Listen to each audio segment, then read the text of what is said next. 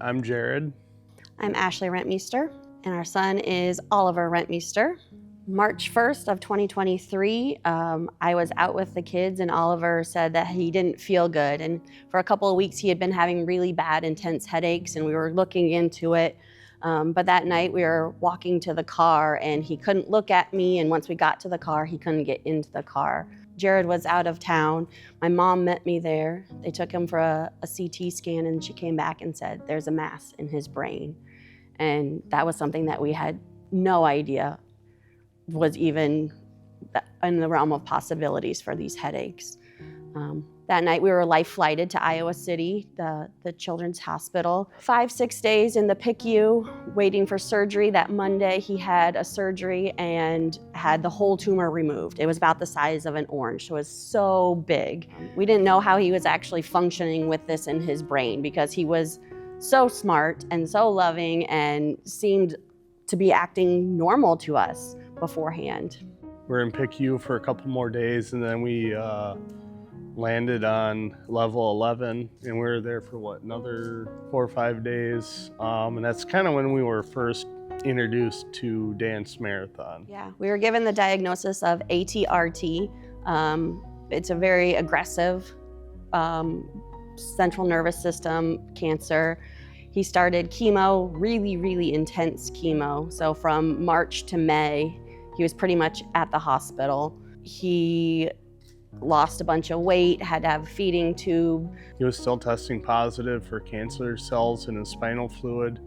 And we tried a couple of rounds of intrathecal chemotherapy that it seemed like every time they did that, the counts just kept going up and up and up. Next thing we knew, they said, hey, this isn't working. We need to try something different. So we ended up going to Mayo in Rochester for 6 weeks of proton radiation. So at that point, he actually started doing much better and was feeling better.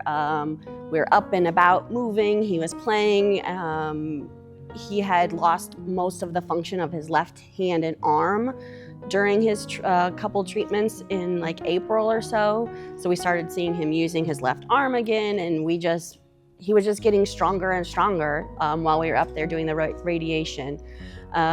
We came home in the middle of July. He planted his garden. He wanted to be a farmer when he grew up, and they just grew and flourished. And he was so proud of this garden.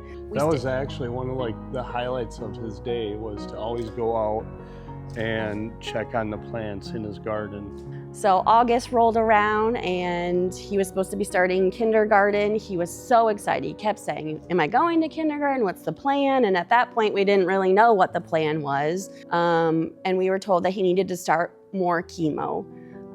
So he went to kindergarten for 3 days in person, and then he started back at the University of Iowa. So he was in the hospital. He was actually going to be getting just discharged that Friday, and one of the nurses just said, something's not right, something's not right. The way it started is he said he had to throw up. So he threw up, and he threw up again, and again, and again, and again. And to the point that there was nothing that he was really throwing up. So that was October 13th.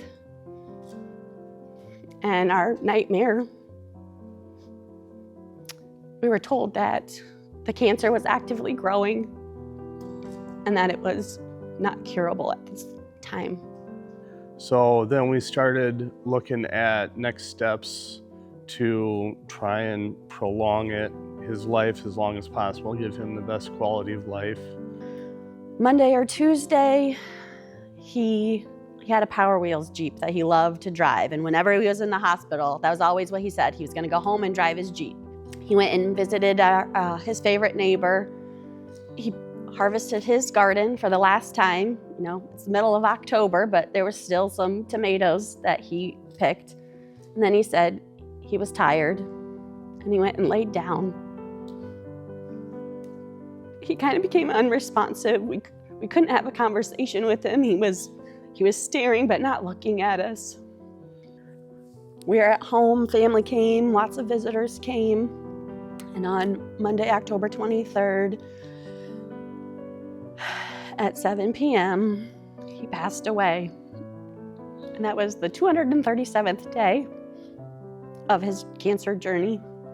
And he loved numbers. So 237 and passing away on the 23rd at 7 p.m. was just another sign to us. Throughout all of our journey, Dance Marathon came to visit him in the hospital. We got gift cards, which was so huge. Dance Marathon paid for his funeral. So we had absolutely no cost at the end, which was amazing. We just advocate for cancer, for research, for Dance Marathon, for blood donations. That's really has become our passion to help us process and grieve and make his life so impactful. It was a short 5 years, but his life's going to continue to make a really big difference in this world.